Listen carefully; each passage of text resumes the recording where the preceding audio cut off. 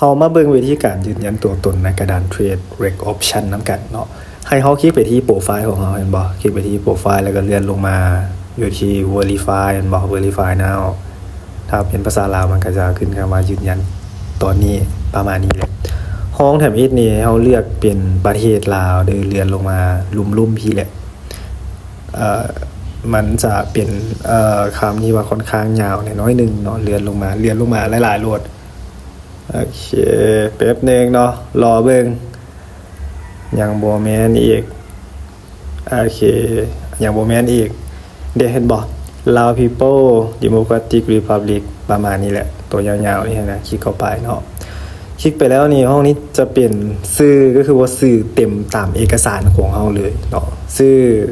อยู่ในพาสปอร์ตหรือบัตรประจำตัวของเฮาใส่เป็นภาษาลาวก็ได้ภาษาอังกฤษก็ได้เนาะชื่อนามสกุลแต่ว่าอันนี้จะตัวอย่างเด้อกรอกมั่วๆตัวอย่างให้ทุกคนเบิ่งซื่อๆอันนี้จะเป็นตัวเลขเอกสารอาจจะเป็นบัตรประจำตัวหรือพาสปอร์ตเนาะใส่ตัวเลขแล้วก็กด next step เลยขั้นตอนต่อไปส่วนห้องนี้เนี่ยจะเป็นทางหน้าเอกสารเนาะถ้าเป็นบัตรประจำตัวก็ถ่ายด้านหน้าด้านหลังหรือบัตรขับขี่นะแต่ถ้าว่าเป็นพาสปอร์ตนี่เฮาถ่ายเพียงแต่ด้านหน้าใส่ด้านหน้าทั้งสองรูปเลยก็ได้กรอกแล้วก็กดต่อไปเนาะก็คือว่าหลังจากที่ว่ากดต่อไปมันจะมี